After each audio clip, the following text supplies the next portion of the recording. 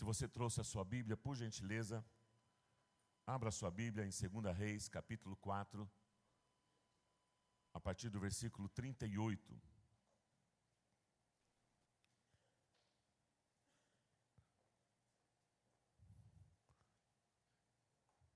Segunda Reis, capítulo 4, a partir do versículo 38.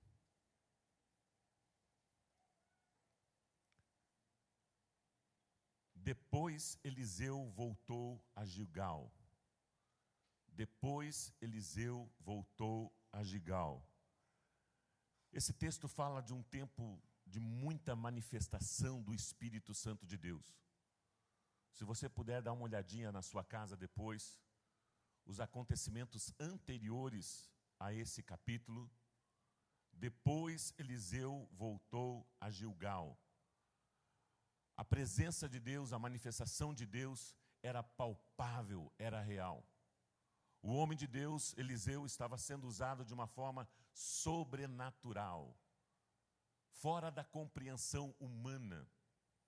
2 episódios que nós compartilhamos no culto de curas e milagres, com relação à viúva de um discípulo de Eliseu, aonde ela não tinha recursos financeiros, o seu marido tinha morrido, e o Senhor multiplicou o azeite, multiplicou o pouco que ela tinha em mãos, e a deu em abundância, para que ela pudesse suprir todas as suas necessidades, todas as suas dívidas.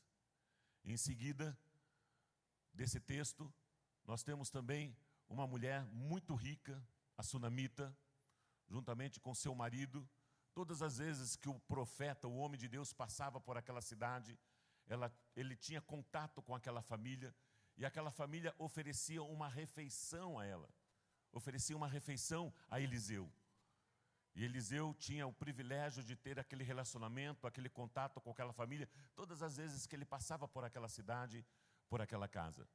Ao ponto daquela família se sentir honrada com a presença do homem de Deus, e ela juntamente com seu marido decidem construir um espaço, construir um quarto exclusivo para o homem de Deus, para o profeta, honrando o homem de Deus.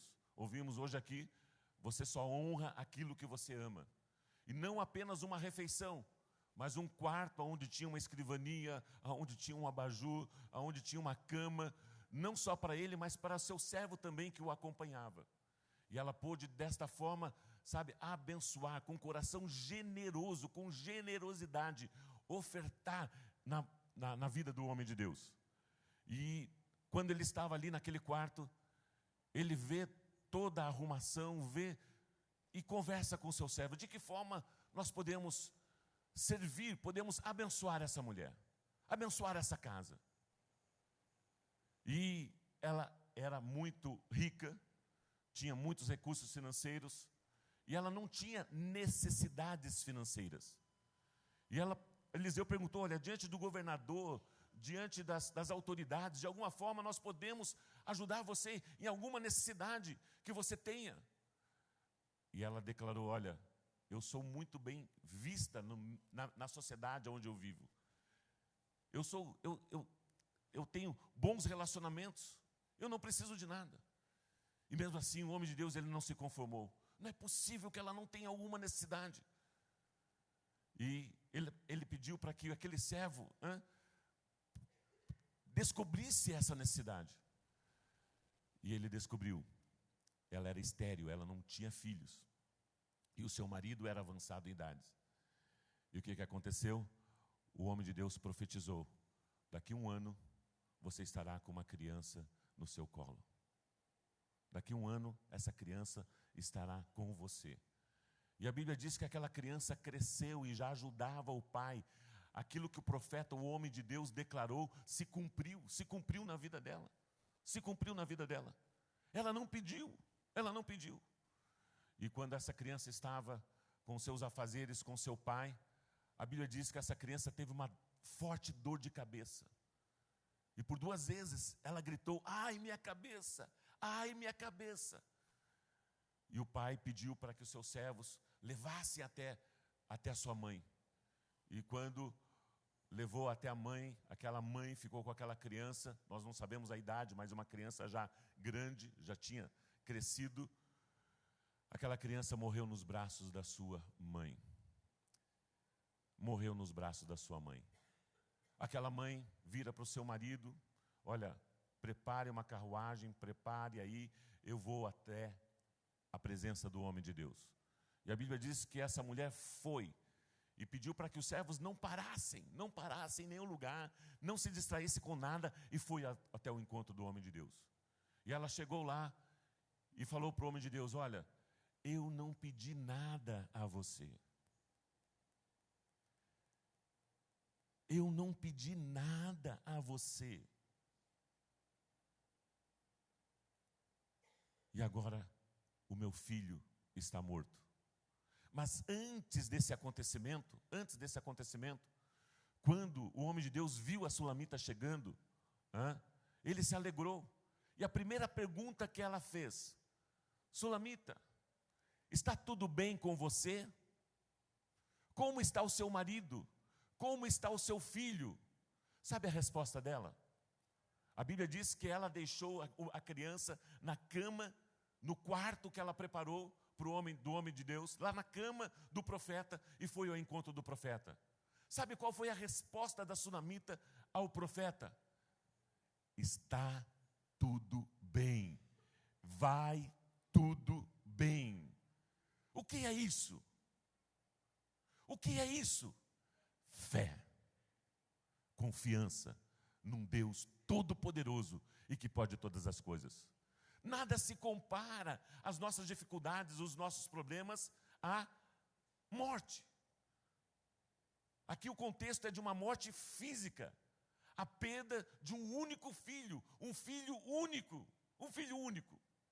que até mesmo ela já não desejava mais, não queria mais. Vai tudo bem.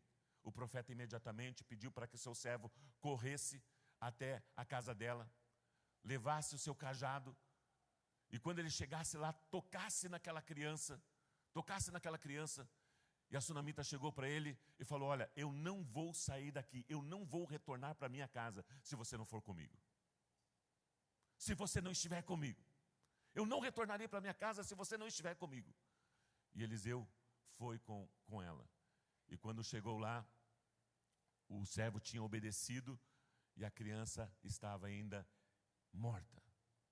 A Bíblia diz que ele deitou-se, as duas mãos, os pés, o rosto, de frente para aquela criança. E o corpo daquela criança voltou a viver. Aquela criança ressuscitou. E com muita alegria, o texto: depois Eliseu voltou a Gigal. Gigal era onde estavam os profetas, aonde havia os seus discípulos, aonde Eliseu estava preparando pessoas para a proclamação do poder de Deus, do reino de Deus, aonde Eliseu ensinava a palavra, onde Eliseu tinha um tempo juntos. A Bíblia diz que nesse período estava passando uma grande fome, uma grande necessidade. A Bíblia diz: nesse tempo a fome assolava a região. Quando os discípulos dos profetas estavam reunidos com ele, ordenou ao seu servo: ponha o caldeirão no fogo e faça um ensopado para esses homens. Quando ele chegou lá, ele tinha passado pela casa onde tinham hospedada. Ele tinha sido hospedado, e com certeza ali ele sempre oferecia uma boa refeição. Quando ele chegou com seus discípulos, o contexto era diferente. Aquelas pessoas estavam ali, fiéis, mas estavam com fome. E ele autorizou um dos servos: faça um alimento, sirva um alimento, para que essa fome seja suprida, para que essa necessidade seja suprida. Faça um alimento, ponha o caldeirão no fogo e faça um ensopado para esses homens. Um deles foi ao campo apanhar legumes e encontrou uma trepadeira. Apanhou alguns de seus frutos e encheu deles o seu manto.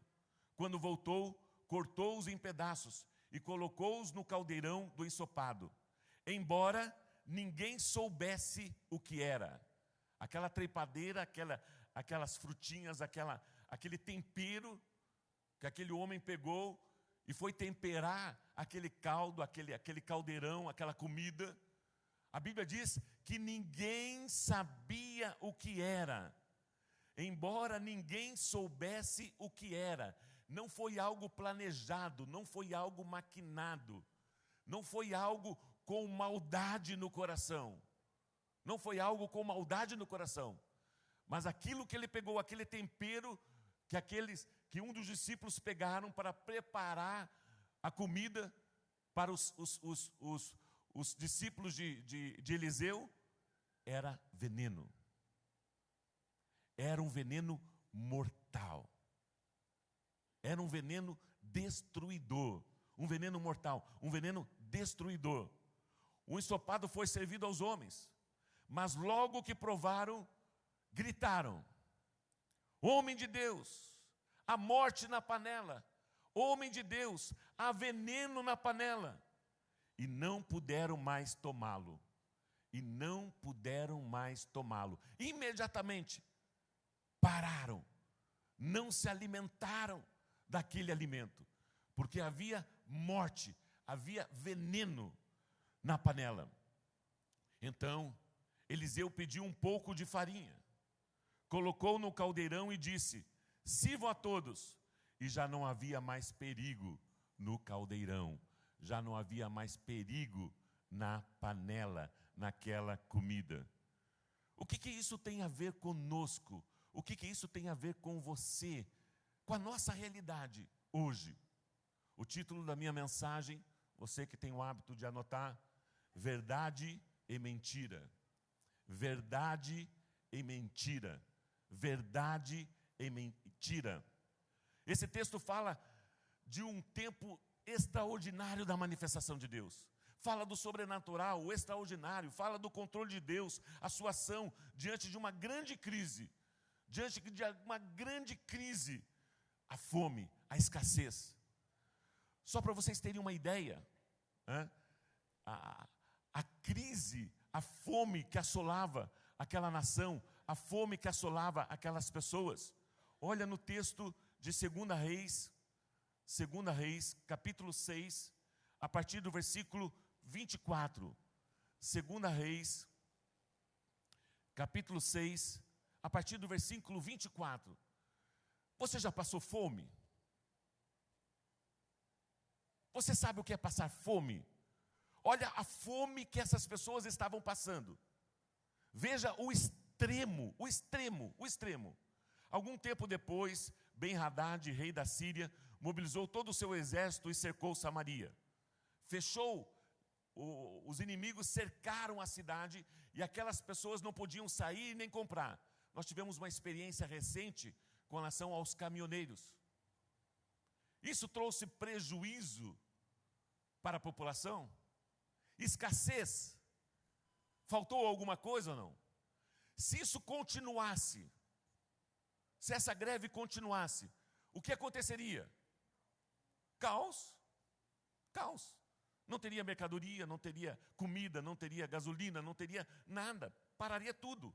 Isso aconteceu ali com o contexto de Samaria. Os inimigos cercaram. Não podiam entrar nem sair, não podiam comercializar.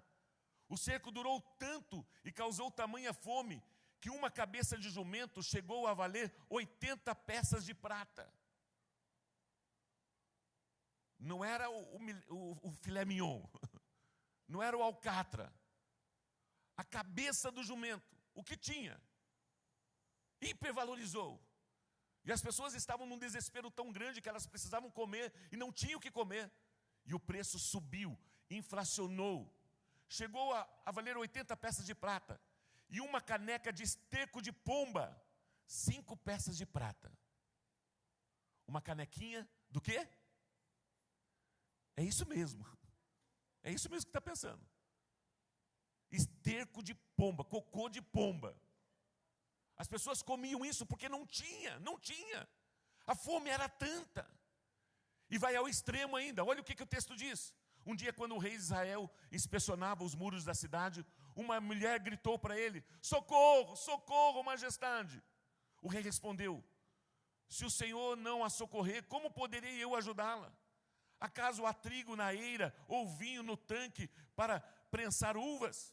Contudo, ele perguntou: qual é o seu problema? Por que você está desesperada? Por que você está pedindo socorro? Ela respondeu: esta mulher me disse: vamos comer o seu filho hoje e amanhã comeremos o meu? Uma mulher chegou e propôs para mim: rei, vamos hoje nos alimentar do seu filho, matar o seu filho e fazer um churrasco com o seu filho.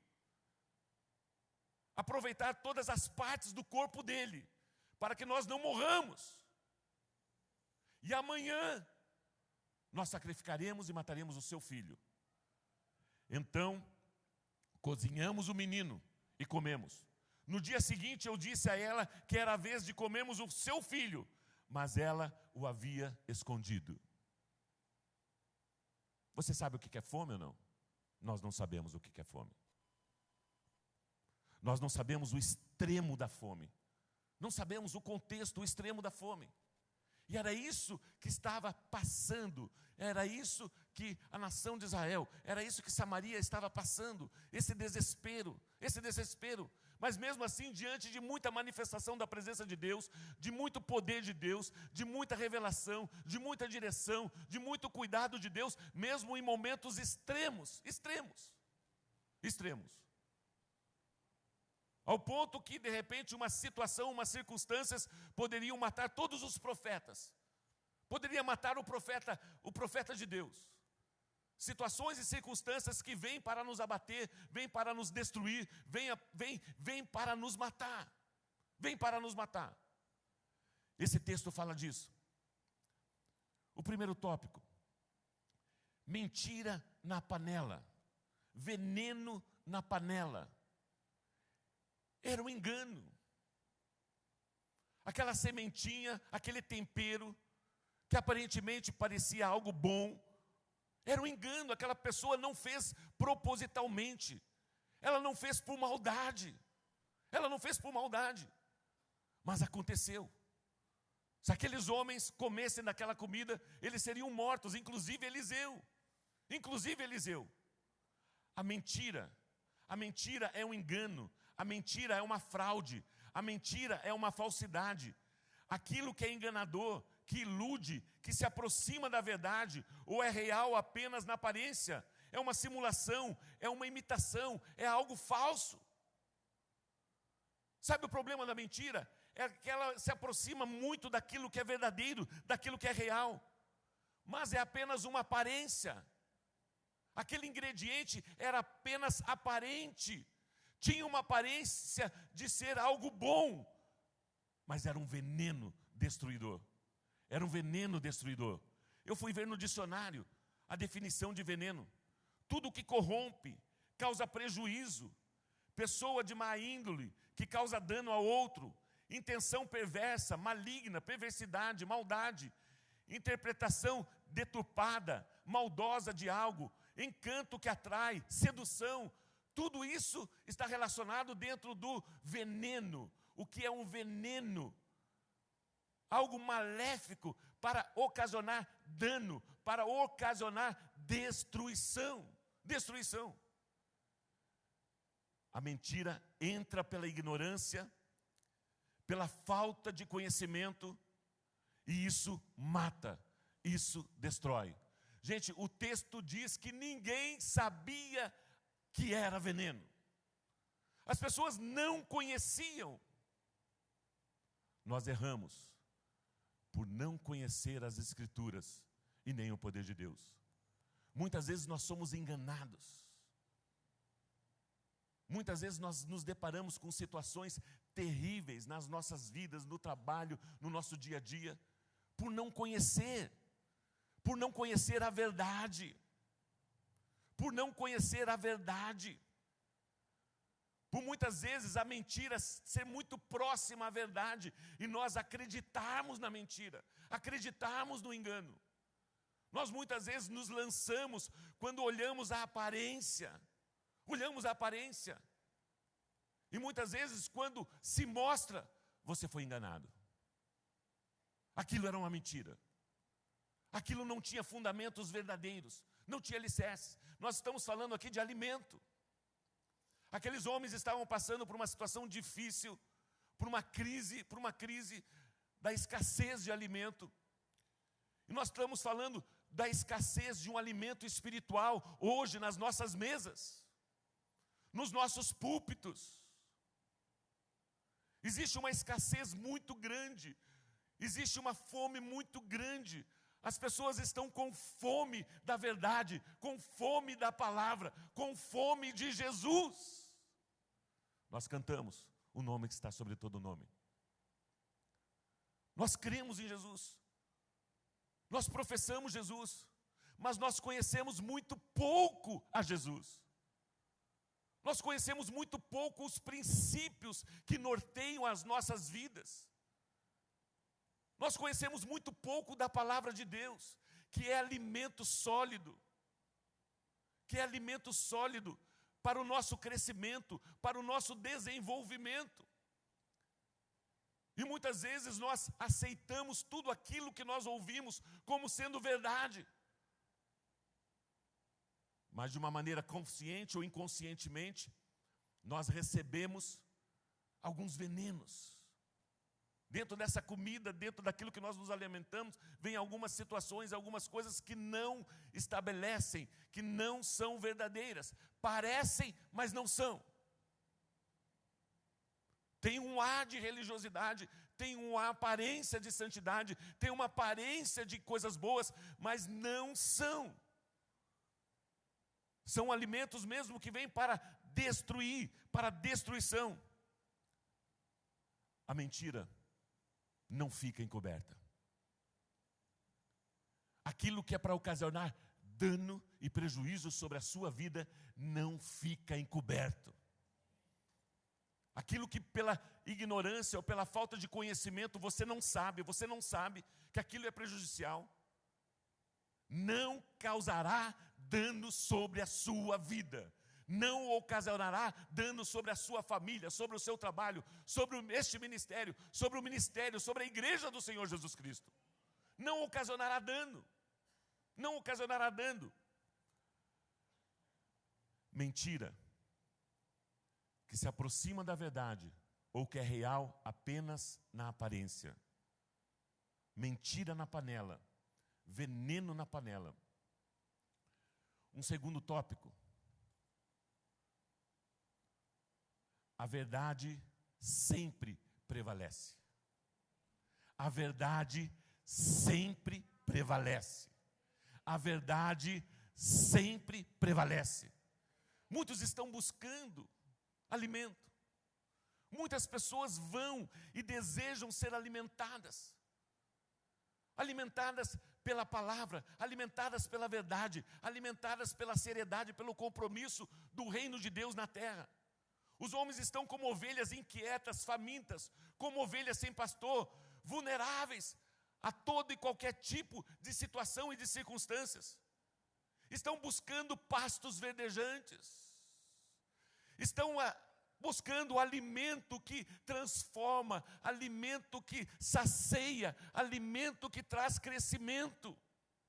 Existe uma busca. Nós só encontramos em Jesus. Não é uma denominação, não é a comunhão cristã aba, não é uma religião, não são em pessoas, é na palavra de Deus, é na seriedade daquilo que é a Bíblia Sagrada, daquilo que é a verdade. Então saiu ao campo para apanhar ervas e achou uma trepadeira silvestre. A trepadeira era viçosa, era frondosa, deve ter dado bom fruto. Há muitas coisas, muitos ensinos que são arrojados, desafiadores, bonitos, impactantes, mas não são bíblicos. Muitos princípios e verdades bíblicas, muitos princípios que são mentirosos, que são engano, que não têm um fundamento na palavra de Deus. E muitas vezes nós aceitamos por quê? Por não conhecer a verdade. Muitas vezes isso nos engana por quê? Por não conhecermos a verdade. Eu sempre citei isso, esse testemunho de um pastor americano, foi o fundador da FATEM, da ETM, há muitos anos atrás, era um americano de quase 2 metros de altura, e um dia ele estava num dos aeroportos em São Paulo, esperando ali o seu voo, e chegou um voo dos Estados Unidos, e 2, 3 agentes federais lá dos Estados Unidos, da CIA, eles se identificaram que eram americanos, ele começou a falar inglês, e aquelas pessoas se aproximaram ali e começaram a conversar. Nós estamos aqui a serviço, estamos aí fazendo uma sindicância, com relação a dólares falsos. Está tendo muitos dólares falsos aqui no Brasil.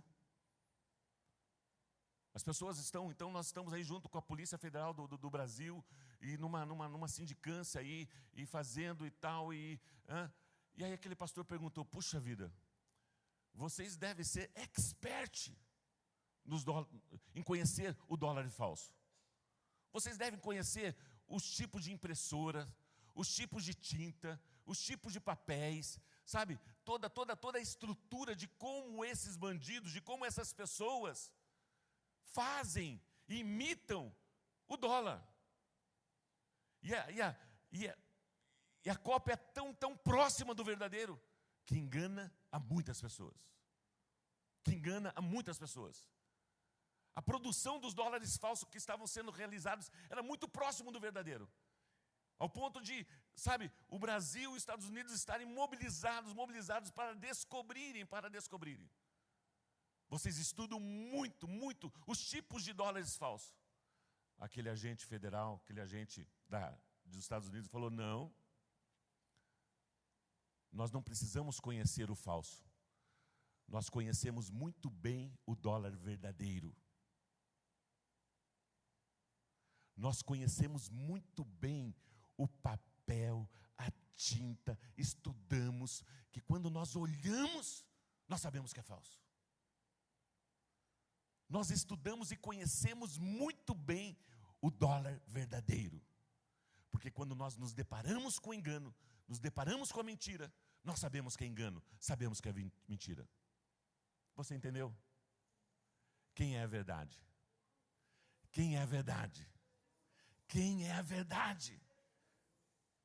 Ele é a verdade. E se nós conhecemos, estudamos, nos aprofundamos em Cristo, nós não seremos enganados e nem confundidos. Em nada. Deus quer que você, seja próspero. Deus quer te dar prosperidade. Prosperidade é ausência de necessidade. Deus quer te dar em abundância. Além da prosperidade, abundância para servirmos a Deus e servirmos as pessoas em todos os momentos, em todas as situações, em todas as circunstâncias. Por isso conhecereis a verdade, e a verdade vos libertará. Conhecereis a verdade, e a verdade vos libertará. Jesus Cristo é a verdade, a palavra de Deus é a verdade, e assim não há nenhum engano. Às vezes as coisas não são o que parecem ser. Os erros mais perigosos são aqueles que parecem com a verdade. As situações e erros mais perigosos são aqueles que se assemelham à verdade. A meia-verdade é mais perigosa que a mentira. A meia-verdade é mais perigosa do que a mentira. Não tem como você ter uma meia-verdade. Não tem como você encobrir algo, pois se torna mais sutil, menos perceptível, por isso mais convincente. Mais convincente. Aquela meia-verdade, aquele jeitinho brasileiro. Aquele jeitinho brasileiro de ser. É disso que eu estou falando. Em todas as coisas. Até mesmo quando você vai no estacionamento e tem o cartãozinho do estacionamento para preencher, você olha lá, são 15 para as 8. Eu vou pôr 10 minutos a mais. Ninguém está me vendo. Eu vou ganhar 10 minutinhos aqui. E você vai lá, é uma meia-verdade, você está preenchendo, você tem o documento, você adquiriu, você comprou, mas você não está sendo verdadeiro. Você está se enganando a você mesmo, mas ninguém está vendo. Só estou eu no carro. Ninguém está vendo. Em tudo, em tudo, em tudo, nós precisamos ser verdadeiros. Porque a verdade, ela prevalece. A verdade, ela prevalece. Olha o texto de 2 Reis 4:41. 2 Reis 4:41. O texto diz o seguinte: então Eliseu pediu um pouco de... O que ele pediu? Farinha. Eliseu pediu um pouco de farinha e colocou no caldeirão e disse: sirvam a todos. E já não havia mais perigo no caldeirão. O que representa a farinha? A farinha vem do quê? Trigo. A farinha faz o quê? Pão. A farinha é para quê? Alimento. Quem é o pão vivo que desceu do céu? Quem é o pão vivo que desceu do céu? Como que você faz um pão? Através da farinha, através do trigo, através do trigo. E Jesus Cristo levou sobre si toda mentira. Jesus levou sobre si todo o engano. Jesus levou sobre si todo o veneno, toda a maldição, todo o pecado. Ele se fez pecado por nós.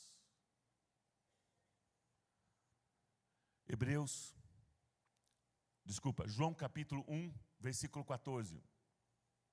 João 1:14. Aquele que é a palavra tornou-se carne e viveu entre nós. Aquele que é a palavra tornou-se carne e viveu entre nós.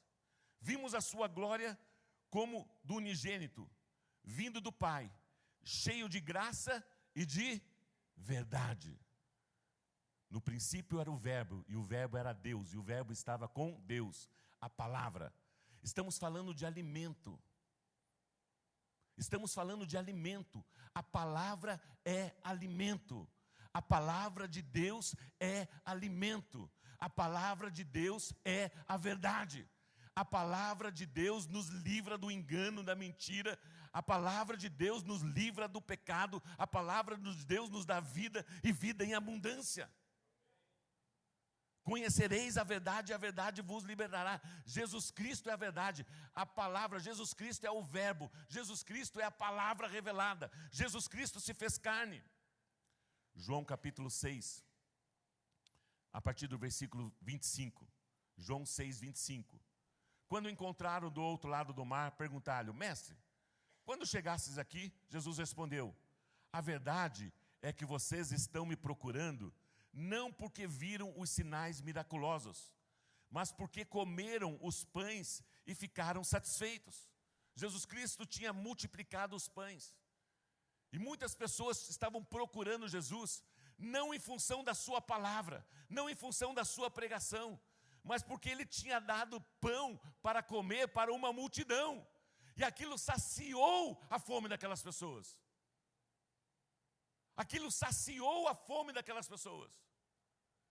E aquelas pessoas seguiam Jesus, não por aquilo que ele era, mas por aquilo que ele podia oferecer. É fácil as pessoas se aproximarem de você por aquilo que você pode oferecer e não por aquilo que você é? Como nós nos sentimos? Quando você descobre que as pessoas estão se aproximando, sabe, por aquilo que, sabe, que você pode oferecer. E foi isso que aconteceu. A verdade é que vocês estão me procurando, não porque estão vendo sinais, prodígios e maravilhas, não porque eu estou pregando a verdade, estou alimentando vocês com a semente da palavra de Deus, estou alimentando vocês com pão sagrado, não é por isso, mas porque comeram os pães e ficaram satisfeitos. Não trabalhem pela comida que se estraga, mas pela comida que permanece para a vida eterna, a qual o Filho do Homem lhes dará. Quem nos dá a comida que permanece? Deus, Jesus. Jesus Cristo nos dá o alimento sólido. Jesus Cristo é o pão que nos satisfaz. Jesus Cristo é o pão que nos dá vida e vida em abundância. Em toda e qualquer situação, a palavra do Senhor precisa ocasionar transformação das nossas vidas, mesmo independente de qualquer situação ou circunstância que nós estamos passando. A palavra de Deus, ela é viva e eficaz. Ela é viva e eficaz. É a palavra de Deus. Jesus respondeu: não trabalhe pela comida que se estraga, mas pela comida que permanece para a vida eterna, a qual o Filho do Homem lhes dará. Deus o Pai lhe colocou o seu selo de aprovação. Um selo, uma marca de aprovação no alimento. Esse alimento é bom, isso é bom, eu tenho dito, gente, nós somos do bem. Nós estamos servindo alimento bom, alimento que transforma, alimento que dá crescimento, alimento que protege, alimento que cuida de toda mentira, de todo engano. Nós servimos a verdade, que é a palavra de Deus, que é Jesus Cristo. Colocou um selo de aprovação. Então eles perguntaram: o que precisamos fazer para realizar as obras que Deus requer? Jesus respondeu: a obra de Deus é esta: crer naquele que Ele enviou, crer em Jesus Cristo. Então lhe perguntaram: que sinal miraculoso mostrarás para que vejamos e creiamos em Ti? Que farás? Os nossos antepassados comeram o maná do deserto, como está escrito: Ele lhes deu comer pão dos céus. Declarou Jesus.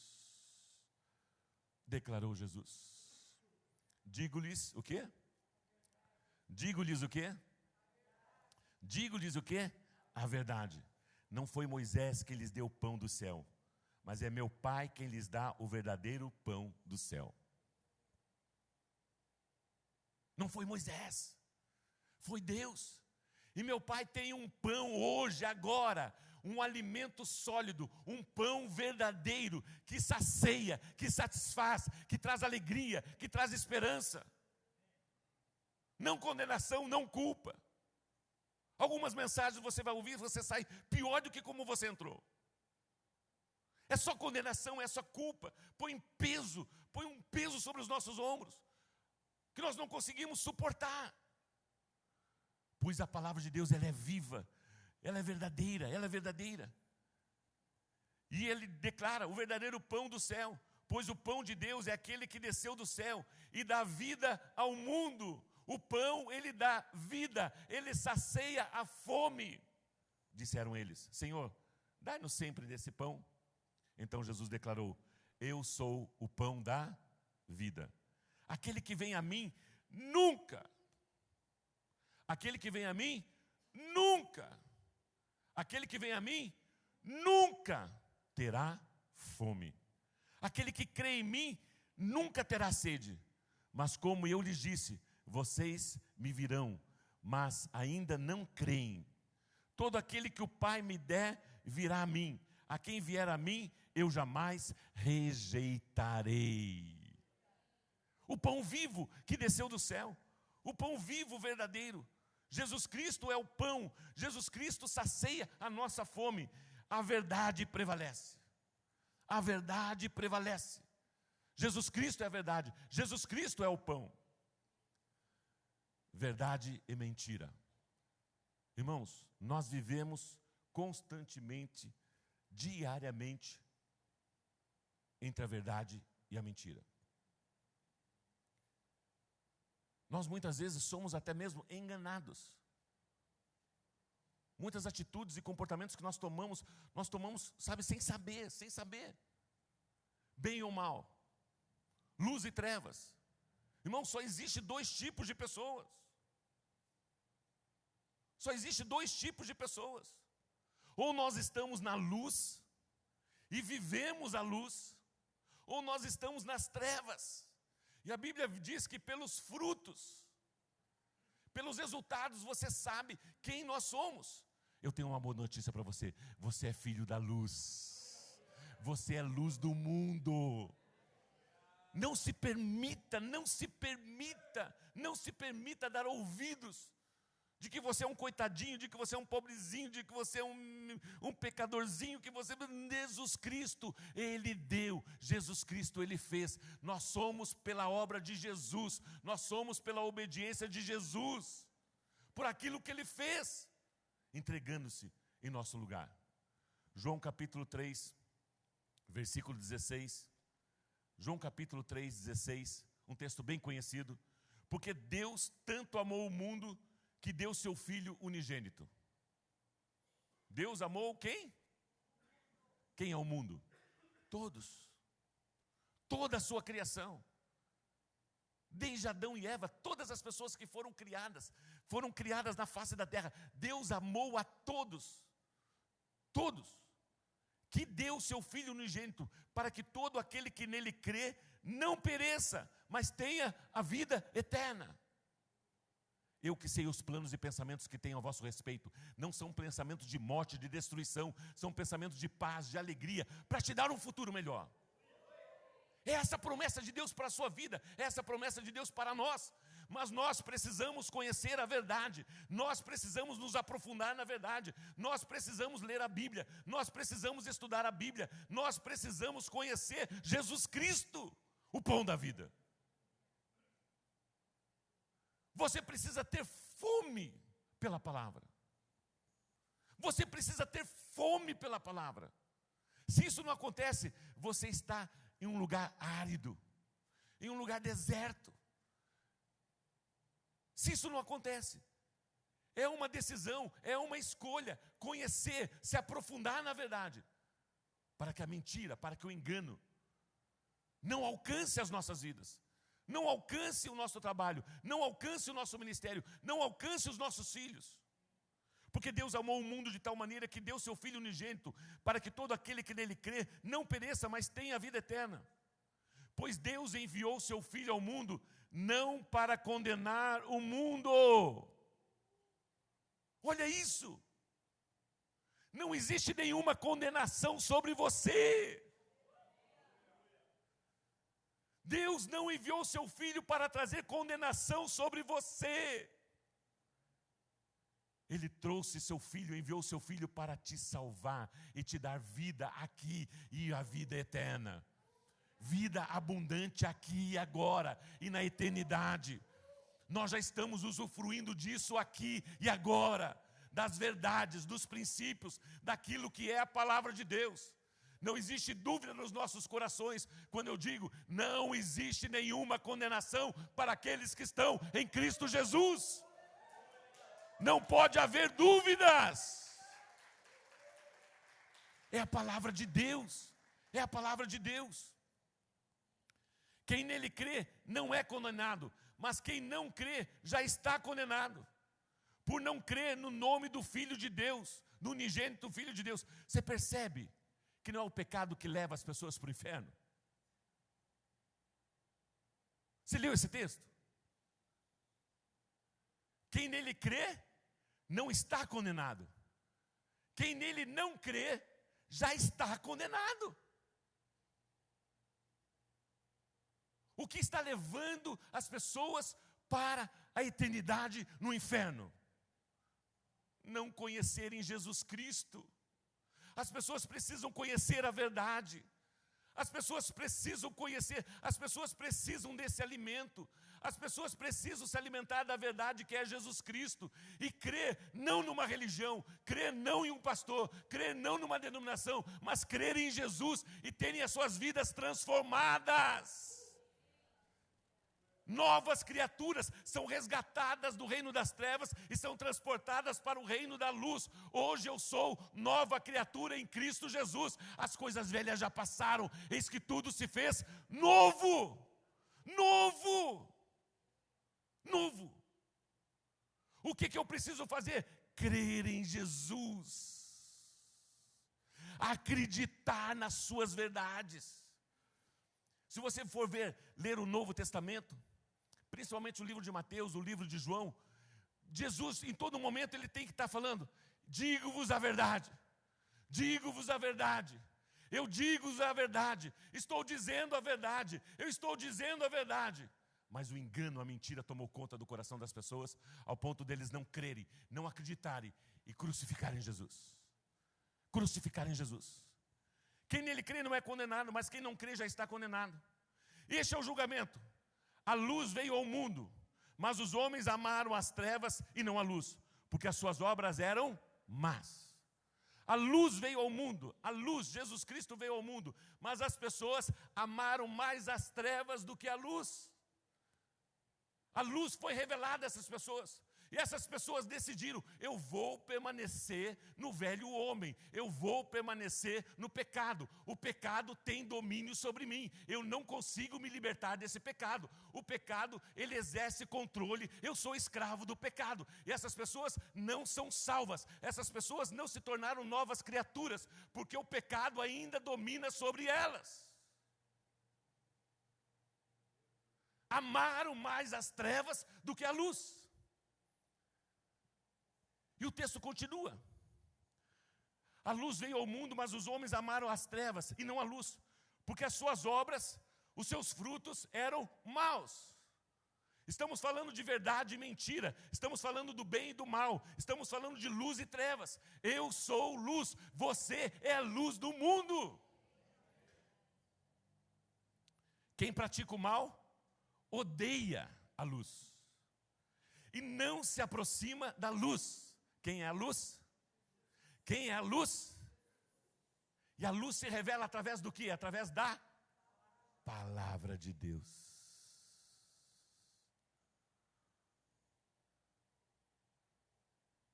Nós conhecemos e aplicamos isso. E isso surte resultado. Quem pratica o mal odeia a luz e não se aproxima da luz, temendo que as suas obras sejam manifestas, com medo de que as suas obras sejam vistas, porque essas obras estão encobertas. Existe aparência de santidade, existe aparência de luz, mas são. Existe uma aparência, mas são trevas. E ocasiona dano, e ocasiona morte. É um veneno. É um veneno. E esse veneno, ele é tirado.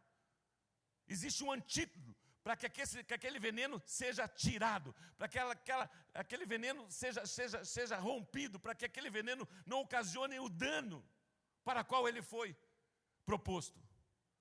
É a farinha. É a farinha. É o pão. É o pão. Jesus Cristo. Jesus Cristo. Mas quem pratica a verdade, olha a continuidade do texto. Mas quem pratica a verdade, quem está na luz, quem está na verdade, vem para a luz. Quem pratica a verdade, quem é a verdade? Eu sou o caminho, eu sou a verdade e eu sou a vida. Ninguém vai a Deus, ninguém chega a Deus se não for por intermédio de Jesus. Gente, tem um ditado popular que é uma mentira, que é um engano, que se aproxima muito da verdade, mas que está enganando muita gente. Todos os caminhos levam a Deus. Mentira. Engano.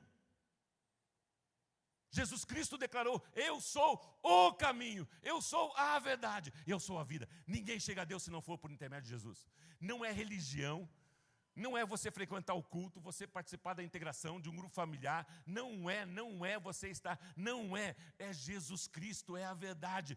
Conhecereis a verdade. Nós precisamos conhecer a Jesus Cristo, nós precisamos nos relacionar com Jesus Cristo, e o Espírito Santo de Deus nos guia em toda a verdade, e nos mostra até mesmo o que vai acontecer.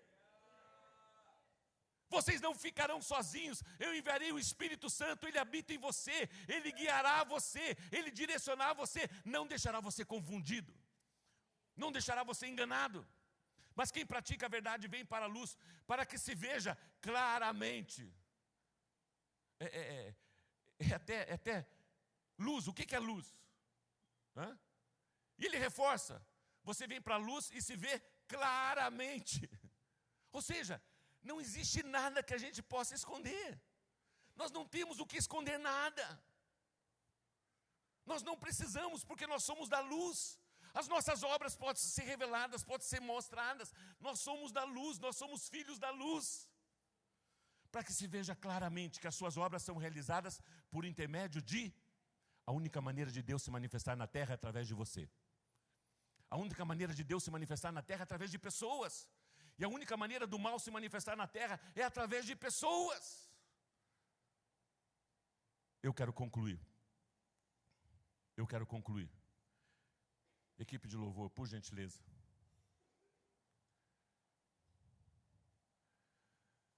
2 Reis, capítulo 4, versículo 42. E eu quero encerrar a minha mensagem. 2 Reis, capítulo 4, versículo 42. Veio um homem de Baal, Salisa, trazendo ao homem de Deus 20 pães de cevada, feitos dos primeiros grãos da colheita, as primícias. Um pão de cevada feito dos primeiros grãos, oferecendo honra, oferecendo as primícias para os homens de Deus, para o homem de Deus. E também algumas espigas verdes, alimento. Irmãos, naquela época qualquer alimento era bem-vindo. E aí você imagina de repente chegar lá um alimento gostoso, um pãozinho fresquinho, umas espigas de milho, oferecendo ao homem de Deus, como primícias, como oferta.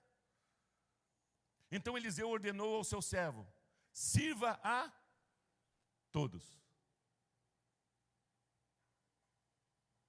Eliseu, vendo o coração e a atitude daquele homem, em trazer aquele alimento para os discípulos, sabem quantos eles estavam? 100 pessoas.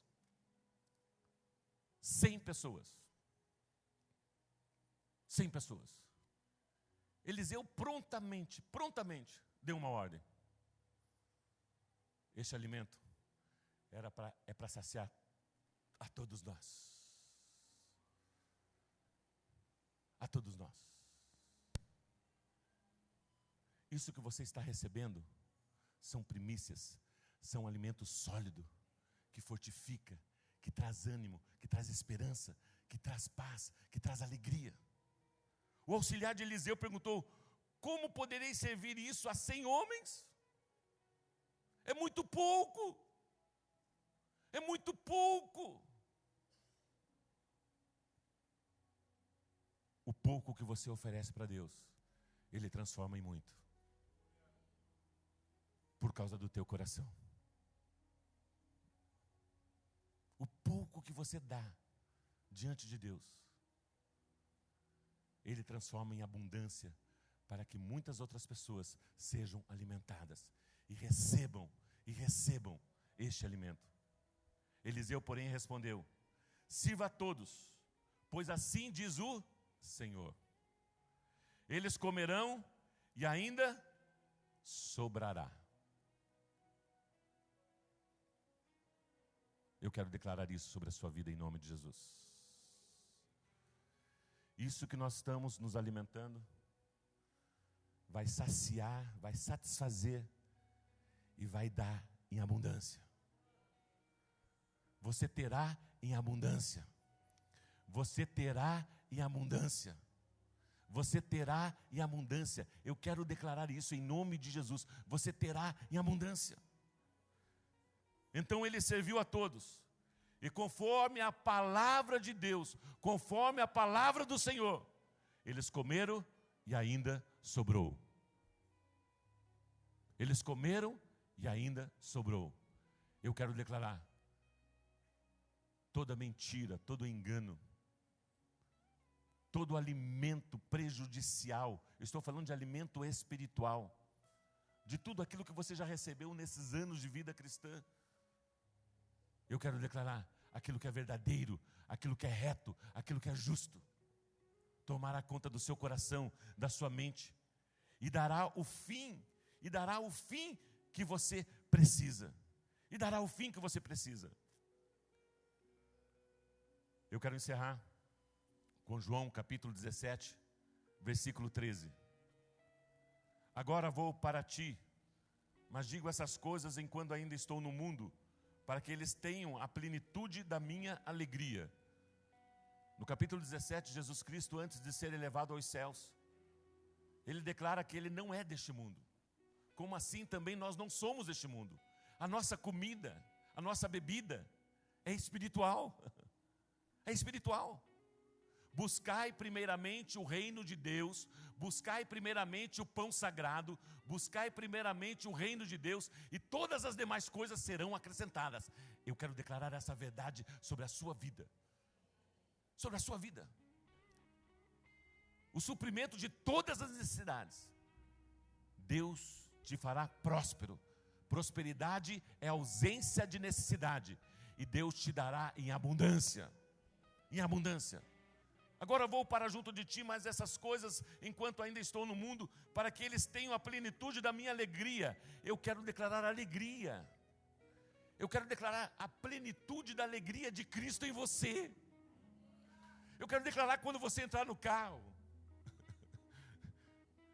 Vai ser tão feliz. Você vai sair daqui tão alegre, tão feliz, tão feliz. Qual a última vez que você deu algumas gargalhadas? Qual a última vez que você sorriu? A plenitude da alegria de Cristo é isso. Independente das situações. Como está a sua casa? Como está seu trabalho? Como está a sua saúde? Como está seu filho? O que a Sulamita disse? Está tudo bem. Está tudo bem. Está tudo bem. A alegria do Senhor é a tua força. A alegria do Senhor e no Senhor é a tua força. É isso que nos fortalece. É isso que revigora as nossas forças. Dei-lhes a tua palavra. E o mundo os odiou, pois eles não são do mundo, como eu também não sou. Não rogo que os tires do mundo, mas que os proteja do maligno, do veneno, do engano, da mentira. Não peço, Senhor, que os tires do mundo, mas que os livre, proteja da mentira, do engano, do maligno. Eles não são do mundo, como eu também não sou. Santifica-os na... A tua palavra é a verdade. Santifica-os na... O que é santificação? Separação. Eu estou separado por Deus para um propósito específico. Cheio da palavra, cheio da verdade, cheio da santidade. Santifica-os na verdade, a tua palavra é a verdade. Assim como enviaste ao mundo, eu os enviei ao mundo. Em favor deles, eu me santifico para que também eles sejam santificados pela verdade. Vamos ficar em pé, por gentileza.